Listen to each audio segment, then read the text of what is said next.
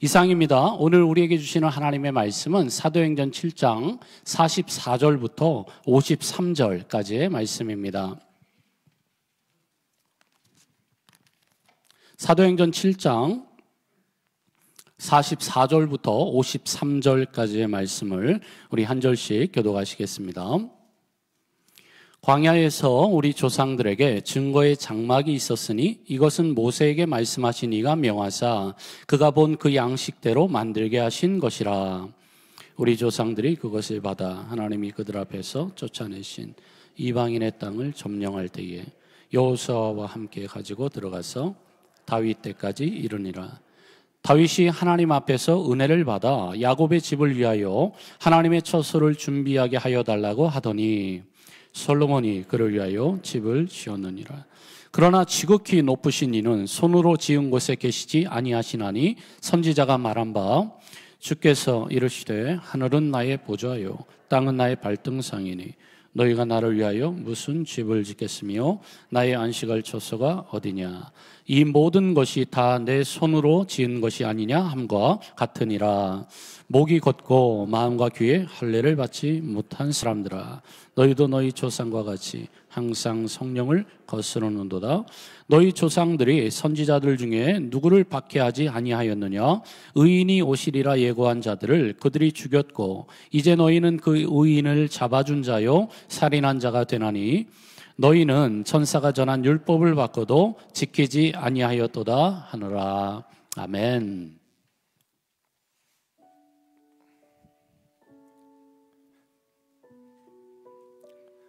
할렐루야. 오늘 예배로 오신 우리 모든 성도님들 축복합니다. 잘 오셨습니다. 하나님이 가장 기뻐하시는 이 예배의 자리, 하나님이 여러분들을 만나주시고 또 여러분의 가장 마음의 소원들을 오늘 또 응답해 주시라고 믿습니다.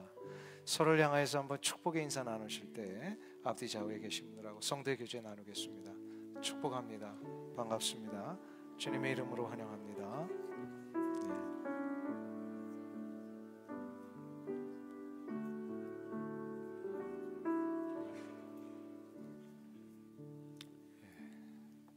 오늘 할렐루야 찬양대 귀한 찬양 너무 감사합니다. 하나님께서 이 귀한 찬양으로 영광 받으신 줄로 믿습니다. 또 우리의 삶 속이 늘 찬양이 끊이지 않고 일어날 때 하나님이 우리를 그 삶의 현장에서 예배로 받으실 줄로 믿습니다. 감사합니다. 오늘 함께 나누실 말씀의 제목은 증거의 장막입니다. 증거의 장막이라는 게 과연 무슨 뜻일까? 스데반이 산헤드린 공회 앞에서 지금 설교를 하는 중에 이스라엘 백성들의 광야의 40년의 시간을 설교를 하고 있습니다. 모세에 대한 이야기를 중심으로.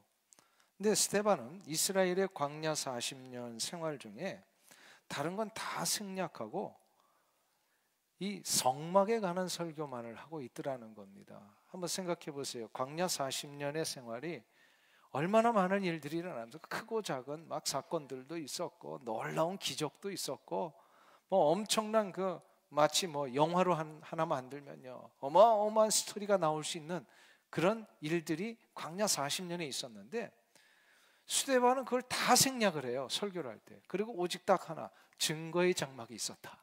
그 이야기만을 합니다. 오늘 보면 44절 보세요. 광야에서 우리 조상들에게 증거의 장막이 있었으니 이것은 모세에게 말씀하신 이가 명하사 그가 본 양식대로 만들게 하신 것이라. 증거의 장막이라는 말을 씁니다.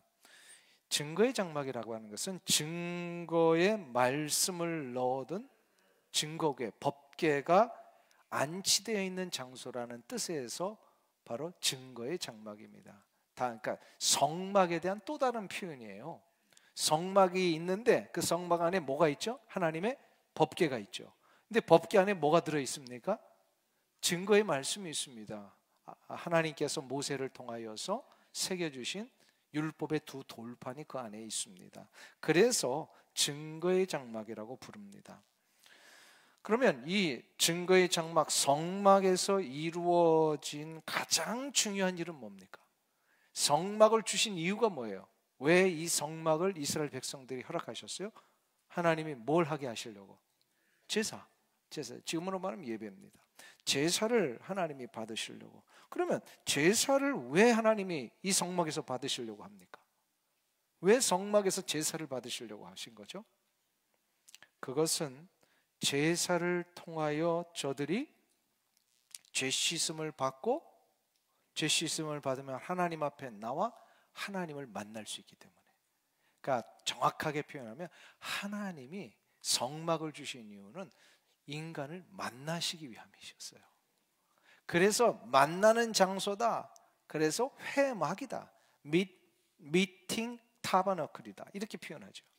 그래서 회막, 성막, 증거의 장막, 이 표현은 다 똑같은 장소를 표현하는 또 다른 표현들이었습니다.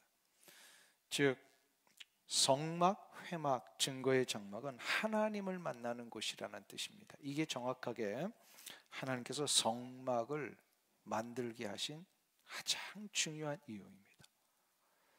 이거를 스데반이 설교를 하고 있다는 게 무슨 뜻일까요? 종교 지도자들과 지금 설교를 듣고 있는 유대 백성들에게 성막의 진정한 의도와 목적이 무엇인지를 가르쳐주고 싶었던 거예요.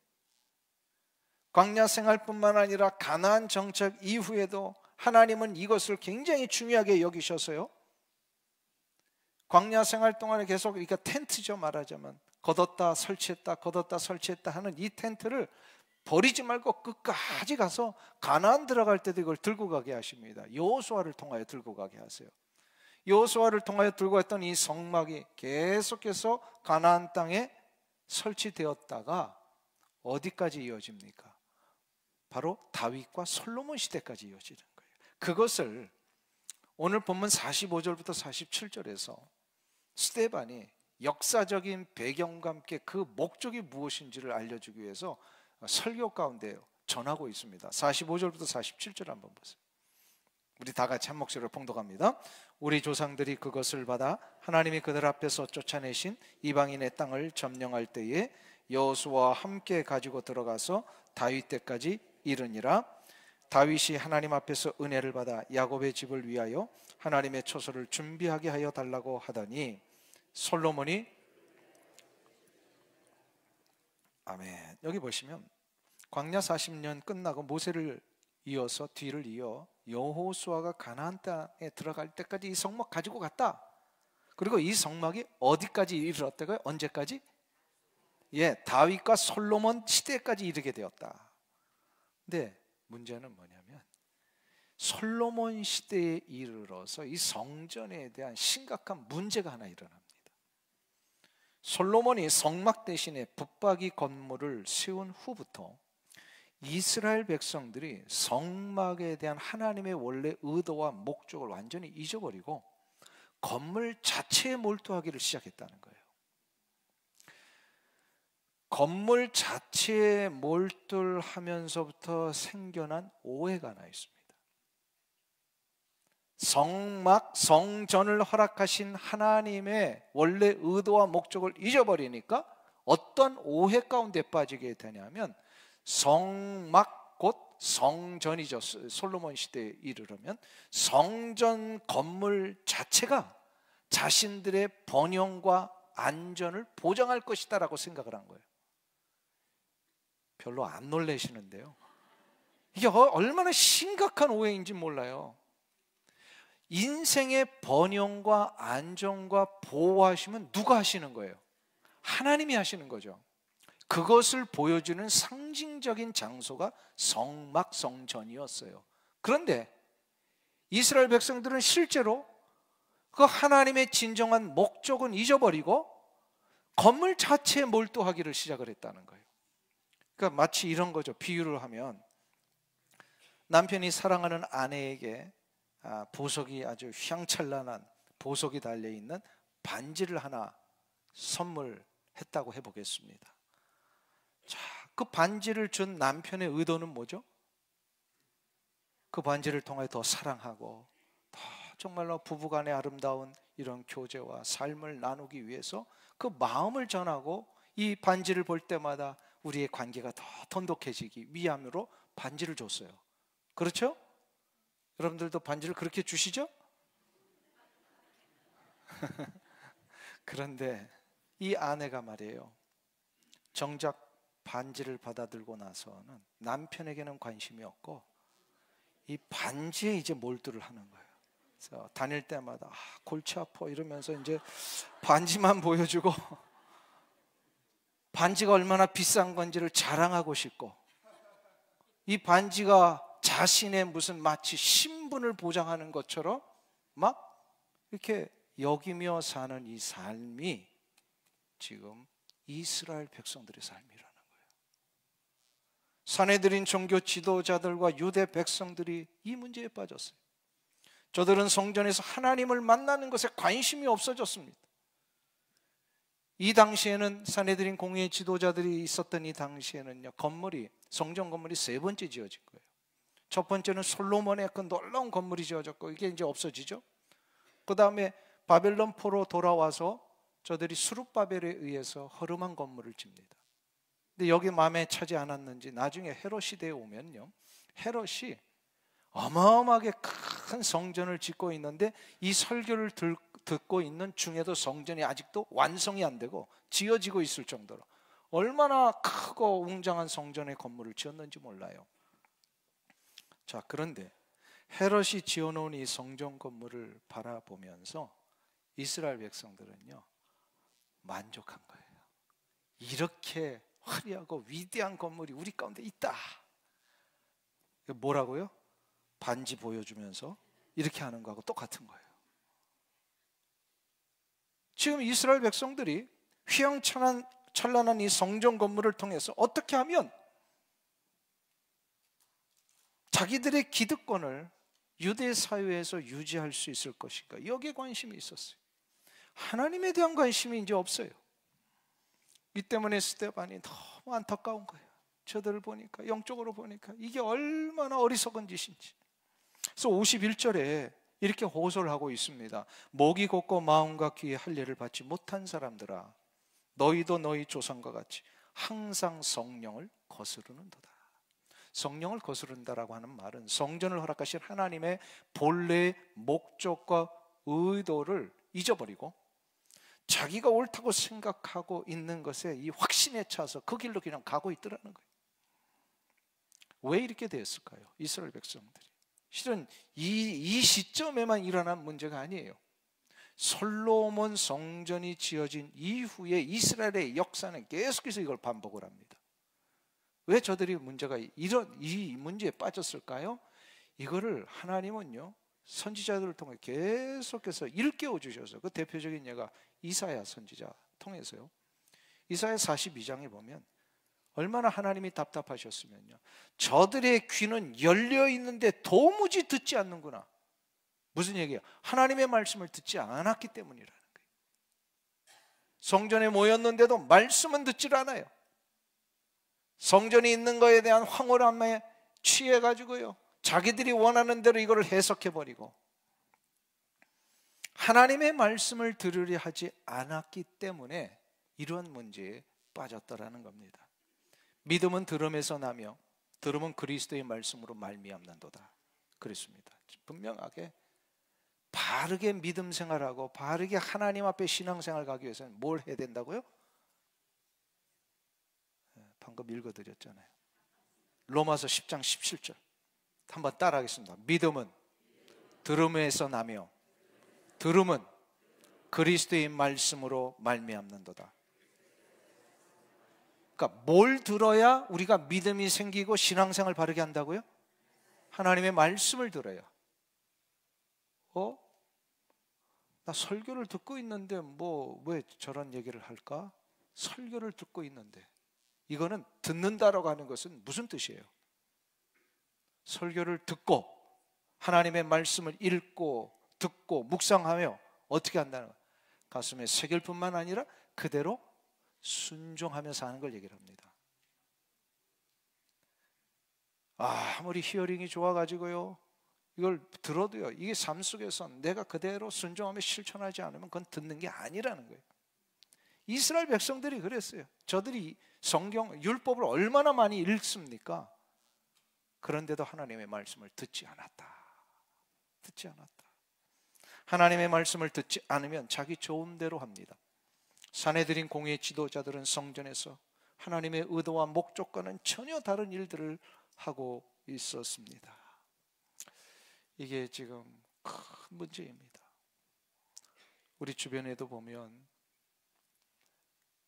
도무지 다른 사람의 말을 듣지 않으려고 하는 사람들이 있죠. 이런 사람들 대부분 자기 확신에 빠져 있는 사람들이.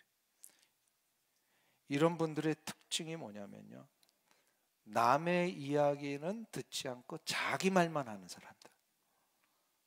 그래서 누군가가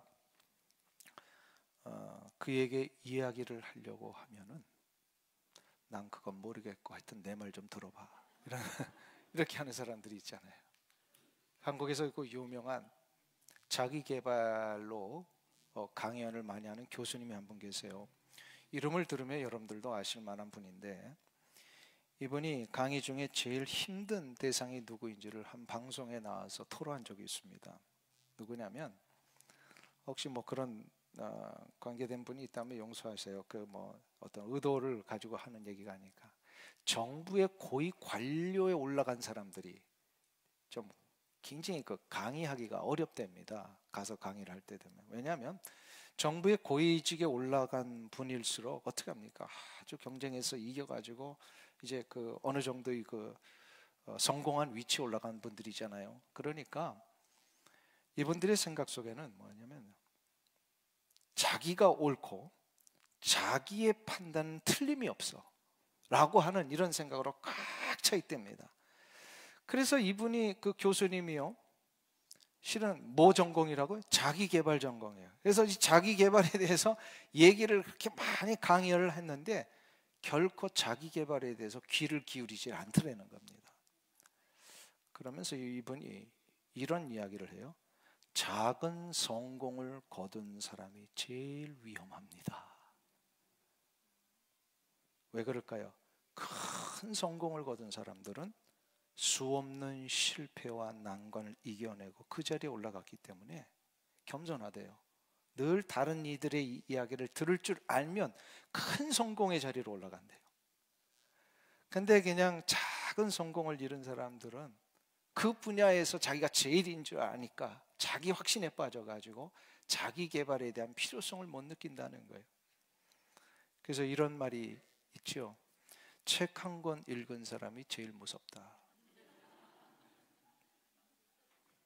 책 한 권 읽은 거 가지고 모든 걸 다 설명하려고 하는 사람이 있어요. 그런 사람이, 대표적인 사람이 누군지 아세요? 이단자들입니다. 이단자들 보세요. 자기 그 교주가 만들어낸 책 한 권 읽고서요, 모든 성경을 다 설명을 하려고 그래요. 모든 신앙의 원리를 거기다 다 꿰맞춰 가지고 그게 옳으냐. 그러니까 이 사람들이 하는 얘기예요. 그게. 그런 사람들이 다가오면요, 뭔가 이렇게 좀 설명을 하려고 그러잖아요. 그럼 나는 그건 모르겠고 내 얘기 좀 들어봐 하는 사람들이 이상한 사람들이, 이단자들이 그래. 자기 확신에 빠져 있는 자들이요, 그래서 참 위험한 사람입니다. 자기 확신과 자기 정당에 빠지면 결코 들으려 하지 않습니다. 사내들인 공의의 지도자들이 결코 들으려 하지 않았던 사람들이에요. 왜 듣지를 않았을까요? 자기 확신 때문에. 이것은 실은 2000년 후를 살고 있는 우리 성도들도 한번 심각하게 생각해 봐야 할 부분입니다. 신앙생활을 하면서도 하나님의 원하시는 대로 하지 않고 내 확신에 빠져가지고 내가 원하는 대로만 하려고 하는 경향들이 우리 교회는 없고요, 가끔 바깥에 가보면 그런 경우가 있어요. 이럴 때 어떻게 해야 되느냐, 특별히 가장 중요한 원리로 돌아와야 하는데, 성전이 무엇인지를 바르게 알아야 합니다. 그러면 성전이 뭐냐를 알아야만 이 문제로부터 해결되는 거예요. 성전이 무엇인지를 알기 위해서는요, 세 가지로 우리가 깨닫고 나가야 합니다. 첫째가 뭐냐면, 성전의 진정한 목적을 알아야 돼요. 성전의 진정한 목적이 아까 뭐라 그랬어요? 하나님이 성막, 회막을 허락하신 이유가 뭐라고요? 하나님이 인간을 만나 주시려고. 왜냐하면 인간은 그냥 하나님을 만날 수 있는 존재가 아니었기 때문에. 뭐 때문에요? 죄 때문에 인간이 하나님을 직접 만날 수 없었어요. 감히 하나님의 이 임재 현장인 성전에 죄된 인간이 들어가면 다 죽었습니다. 그래서 하나님이 이 문제를 해결하시기 위하여서 매번 성전에 들어오는 자들에게 어떻게 하셨어요? 죄 씻음의 제사를 요구하십니다. 제사를 통하여 내가 죄 씻음을 받아야 하나님 앞에 나갈 수 있었던 거예요. 그런데 이 죄 씻음의 역사를 단번에 이루신 분이 누구예요? 예수 그리스도.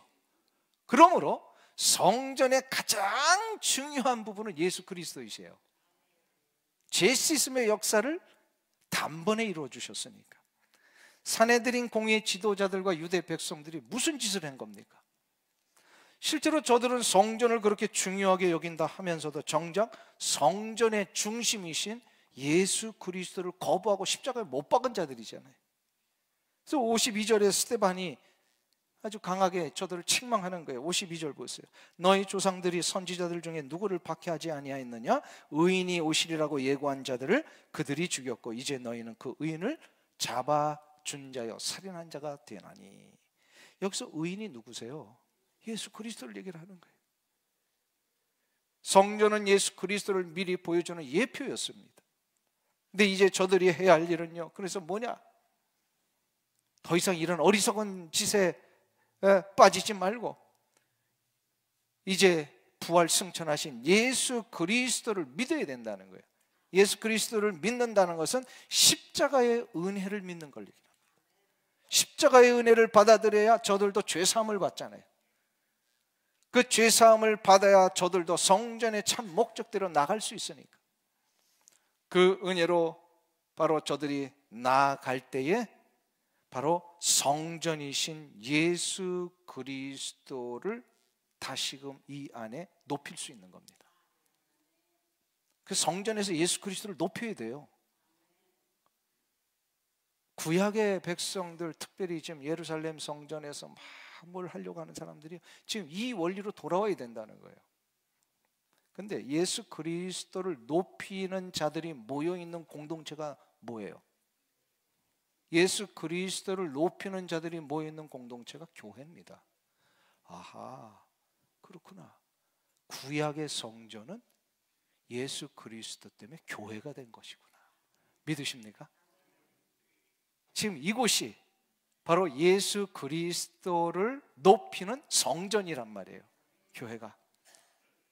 그러므로 우리 모든 사람들은 예수 그리스도의 은혜를 받아들이고 그 은혜로 세워지신 예수 그리스도의 공동체 곧 교회를 회복시키고 세우는 일로 나가야 합니다. 그리고 여기서 끝나지 말고 한 가지를 더 해야 돼요.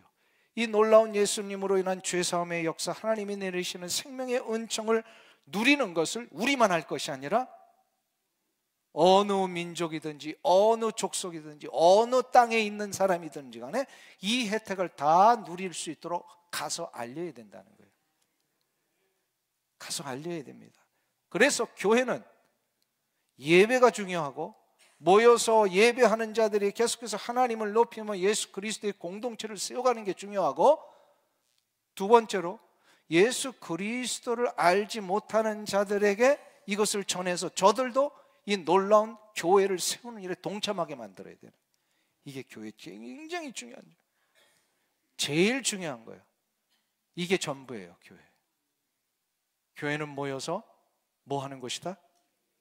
예배하고 이 예배의 공동체로 다른 이들이 오게끔 하는 일.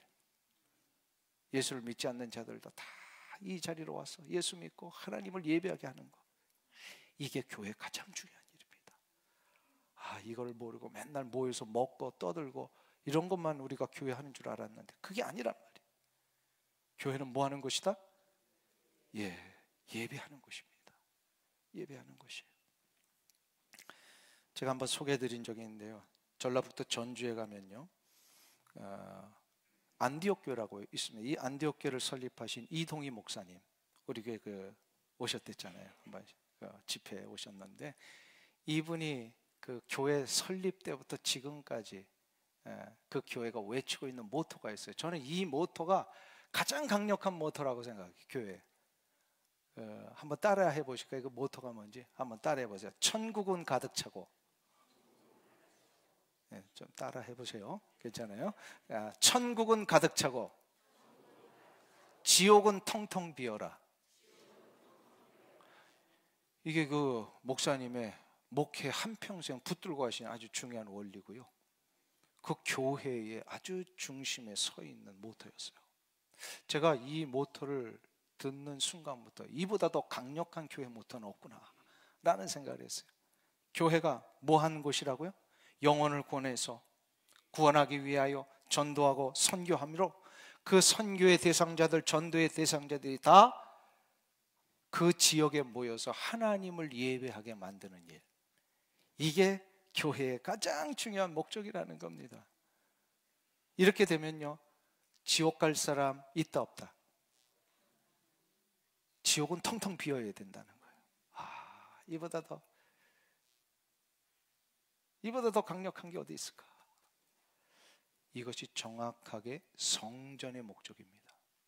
그리고 성전된 예수 그리스도를 높이며 모여있는 성도들의 공동체, 곧 교회가 해야 할 일이라고 믿습니다.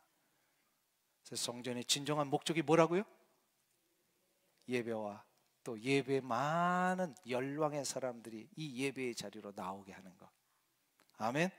이게 전도고 이게 선교예요. 자, 그런데 두 번째로 해야 할 결단이 있어요. 그것은 뭐냐면 우리가 이제 거룩한 성전으로 되어야 합니다. 고린도전서 3장 16절부터 17절에 의하면 사도 바울은 우리가 누구인지를 정확하게 다시금 정리해 주셨어요. 같이 한 목소리로 봉독하겠습니다. 너희는 너희가 하나님의 성전인 것과 하나님의 성령이 너희 안에 거하시는 것을 알지 못하느냐. 누구든지 하나님의 성전을 더럽히면 하나님이 그 사람을 멸하시리라. 하나님의 성전은 거룩하니 너희도 그러하니라. 아멘. 우리가 누구라고요? 성전입니다. 왜 우리가 성전이에요? 우리 안에 누가 계시니까? 성령이 임재하고 계시니까.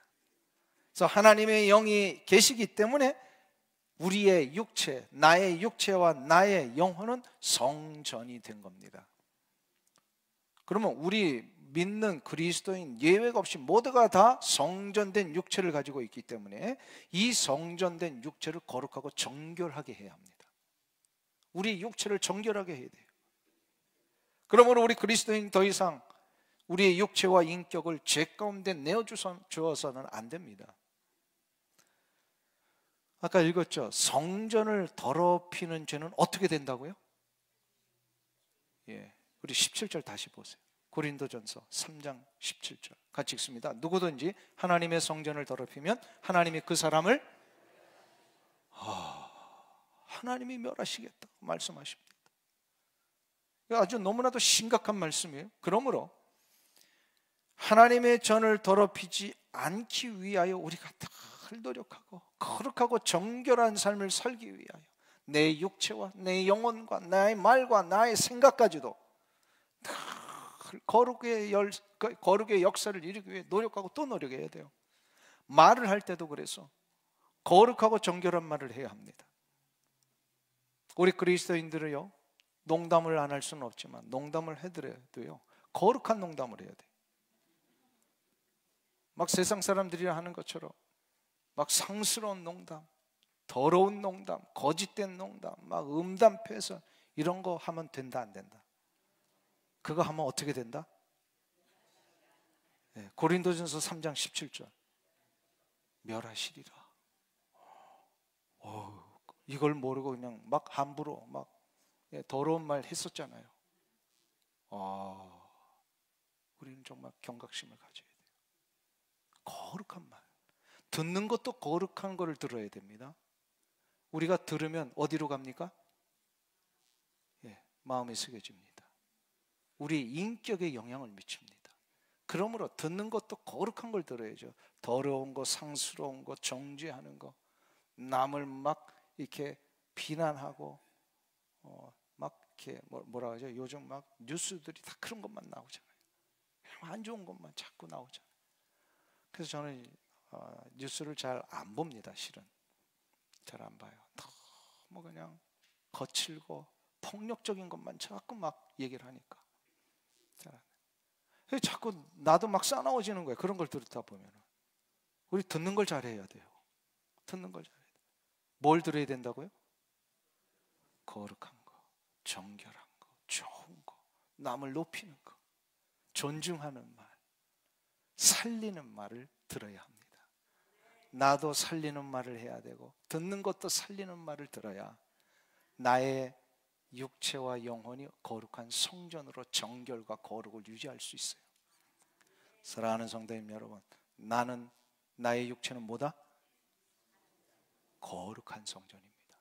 믿습니까? 거룩한 성전을 거룩하게 유지해야 합니다. 이게 성화예요. 성화의 삶을 사는 거예요. 자, 근데 마지막 세 번째로 해야 될 결단이 있어요. 그럼 성전된 우리는 성령님만을 따라가며 살아야 합니다. 성령님만을 따라. 성전된 우리가 이제 예수 그리스도를 높이며 영광을 올리는 이 공동체로서 살아갈 때에 교회를 이루는 게 이거라 그랬죠. 교회를 이루고 하나님의 나라를 확장하는 이 일을 위에 나아갈 수 있는 힘은 나의 인격이나 경험이나 기질에서 나오지 않습니다. 교회를 이루고 하나님의 나라를 위해 나아갈 수 있는 힘은 이것을 할 수 있도록 하신 하나님의 역사가 내 가운데 부어지실 때. 근데 하나님은 그 역사를 어떻게 부어주시냐면 성령님을 통하여 하나님의 생명의 숨결을 불어넣어 주실 때 합니다. 이게 성령의 역사라는 거예요. 사도행전 2장에 보면 우리가 이미 살펴보았죠. 예수님이 승천하신 다음에 이 120명이 모여가지고 기도하기를 힘썼는데 뭘 위하여 기도를 했어요? 성령이 오시기를 기도를 하며 기다렸는데 드디어 성령이 오셨죠. 근데 성령이 오시는 장면을 어떻게 표현합니까? 사도행전 2장에 우리 다 했었잖아요. 예, 그 성령의 역사를 뭐라고 해서 강한 바람 같은 소리가 임하셨다. 그리고 불의 혀같이 갈라지는 현상이 일어났다. 여기서 강한 바람 같은 소리라고 하는 것은, 바람이라는 것은 그 성령의 실제를 얘기를 합니다. 이게 숨결이라는 뜻이에요. 그러니까 성령의 역사가 일어날 때에 생명의 숨결이 우리 가운데 불어넣어진다는 거예요. 그리고 불의 혀같이 갈라지는 역사라는 것은 그 시대에 그때만 보여주셨던 놀라운 그 가시적인 현상입니다. 개인적으로 이렇게 하나님의 놀라운 생명의 숨결을 경험하기도 했지만 사람들로 하여금 성령이 임하시는 걸 눈으로 보게 하신 거예요. 근데 불의 혀같이 갈라지는 현상이 있었다라는 거예요. 그게 실제로 지금 어떤 건지는 우리 알 수는 없습니다만, 그러나 보였다는 거예요. 성령의 역사가. 이것을 통하여 어떤 일이 일어난 게 더 중요합니다. 성령의 숨결을 받고 놀라운 임재의 역사가 일어나는 순간 그 공동체가 어떤 일이 일어납니까? 모두가 다 비겁했고 두려움에 쌓여있고 숨으려고 했고 예수 믿는 것 드러내지 못하고 살았던 저들이요, 이제는 당당하게 나는 예수 믿는 사람이다, 이거를 선언하기를 시작을 했고, 나를 위하여 십자가에 달려 돌아가시고 부활하셔서 승천하신 예수님을 전하는 일에 이제 담대히 나가기를 시작을 합니다. 이게 바로 초대교회의 시작이잖아요. 초대교회가 이것 때문에 시작이 된 거예요. 그래서 저들로 하여금 예루살렘과 유대와 사마리아와 땅끝까지 이르는 증인의 삶이 그때서부터 시작이 된 거예요. 그때서부터. 아하, 주님의 지상명령을 어떻게 수행하고 교회를 어떻게 이루어가야 되고 삶의 현장에서 복음을 어떻게 실천해야 될지를 가르쳐 주시고 그것을 가능케 하시는 분은 성령님의 역사구나. 인간적인 능력으로 되는 게 아니에요. 성령님의 역사로. 하나님께서 바벨론에서 돌아왔던 이스라엘 백성들로 하여금 그 옛날 솔로몬 성전의 찬란함을 그리워하는 자들에게 성전 건축을 두 번째로 허락하십니다. 아까 설명했죠. 바로 그게 스룹바벨에 의해서 이루어지는 성전 건축이에요. 근데 성전 건축을 할 때 아무것도 없잖아요. 포로로 있던 사람들이 70년 만에 돌아왔으니 뭐가 있겠습니까? 아무것도 없고 의욕도 없고 어떻게 성전 건축할까? 그러던 자들에게 하나님이 스가랴 선지자를 통하여서 스룹바벨에게 이거 전해라 하시면서 하신 말씀이 스가랴 4장 6절입니다. 우리 다 같이 한 목소리로 봉독합니다. 그가 내게 대답하여 이르되 여호와께서 스룹바벨에게 하신 말씀이 이러하니라. 만군의 여호와께서 말씀하시되 이는 능력으로 되지 아니하고 오직 나의 스룹바벨에게 성전 건축할 때, 성전을 세울 때에 이거는 너의 힘으로 되는 게 아니야. 너의 인간적인 능력으로 되는 게 아니야. 오직 나의 영으로 되는 것이다. 여기서 나의 영은 성령을 얘기를 합니다. 여기서 우리는 한 가지를 정리해야 합니다. 성전된 우리의 삶이 하나님께서 성령의 숨결을 불어넣어 주실 때에 우리가 새로워질 수 있고 의미 있는 인생이 되고, 그리고 교회를 교회되게 하는 일로 우리가 쓰임받을 수 있습니다. 아멘. 인간적인 어떤 의도와 능력을 가지고 교회 일을 해보겠다 하는 사람들 대부분 다 어떻게 돼요? 많이 봤잖아요. 우리 옆에서 처음에는 뭔가 열심히 하는데 다 할 때마다 다른 사람들 상처 주고 다른 사람 다 피 흘리게 만들고 자기도 교회를 떠나고 그런단 말이에요. 왜 그렇습니까? 인간적인 힘으로 하려고 그러니까. 근데 성령의 인도하심을 따라 교회를 섬기고 나아가면 어떻게 된다고요? 생명의 역사를 일으킵니다. 성령의 역사이기 때문에 생명의 능력이 나타나잖아요. 작년 2월 8일에 있었던 일입니다. 켄터키 주에 윌모어라고 하는 그런 한 6천 명 정도 사는 조그만 마을에서요, 거기에 그 기독교 대학이 하나 있었습니다. 에즈벨이라고 하는 대학교인데 평소와 같이 2월 8일 수요일에 오전에 이제 학생들이 채플실에 모여가지고 기독교 학교니까 그 예배를 드리고 끝나서 설교자도 이제 떠났고 학생들도 교실로 기숙사로 다 흩어지고 교수들도 가고, 그런데 다 흩어졌는데 그 자리에 한 20여 명의 대학생들이 떠나질 않고 은혜를 받아서 이제 그 자리에 엎드려 기도를 하기를 시작을 했어요. 근데 이 기도가 하나님이 얼마나 귀히 여기셨는지요. 그 자리에서 형용할 수 없는 아주 강력한 신비한 임재의 역사를 시작을 하셨습니다. 그러니까 이 20대 젊은 대학생들이요, 20살, 19살 이런 학생들이잖아요. 대학생들이. 이 학생들이 자기도 놀란 거예요. 기도를 하고 있는데 이게 강력한 하나님의 임재의 역사가 시작이 되니까 한 번도 체험해 보지 못한 신비한 일들, 자기들도 놀라고, 그러면서 이게 막 강력하게 막 기도를 하게 하시는데 그 자리를 못 떠나게 하신 거예요. 그래서 이 학생들이 계속해서 그 자리에서 기도하고 통곡하고 회개하고 그러면서 시간 내서 하나님을 막 찬양하고 20여 명이. 아니 수업 시간이 됐는데도 안 나오는 거예요. 그러니까 무슨 일인가 사람들이 와서 보기를 하고 그 본 학생들이 놀란 거죠. 이게 보통 일이 아니구나. 그래서 그 학생들 찾아왔던 사람들이 그 자리에 모여가지고 같이 기도하기를 시작을 하고 들어갔다 오면 안 나오네, 예배실로. 그러니까 이게 무슨 일이야. 이러면서 이제 사람들이 모여들기를 시작을 한 거예요. 교수들도 찾아오고. 그러면서 이 일이요 몇 시간 정도가 아니라 하루 종일 이루어집니다. 밤새도록 이루어집니다. 이게요 그 동네에 퍼지기를 시작을 합니다. SNS를 통해 사람들이 막 이걸 알리니까 동네에 있는 교인들이, 동네에 있는 로컬 처치 목사님들이 막 들어와가지고 같이 그 기도에 동참하고 그 기도의 찬양에 모두가 다 정말 하나님을 높이는 놀라운 부흥의 강력한 역사가 시작이 됩니다. 이게요 하루 이틀 며칠을 계속 하다 보니까 저 CNN, ABC 방송국에서 중계차가 와가지고 이거를 촬영하기를 시작을 했습니다. 그러자 이 미주 전역의 이 모습이 방영이 된 거예요. 영적으로 깨달은 많은 목회자들, 이거 하나님께서 에스베리 대학에서 놀라운 영적 대각성 부흥을 시작하셨구나. 수 없는 미국에 있는 목회자들, 교인들이 찾아와서 그 예배의 광경과 찬양에 동참하기 위해서 전국에서 몰려드는데 그 예배실 들어가기 위해서 7시간, 8시간을 줄을 서서 기다린대요. 한국에도 이 일이 알려져. 한국에서 비행기 타고 이 일에 동참하려고 사람들이 모여들기 시작을 했어요. 이 일이 13일 동안 진행이 됩니다.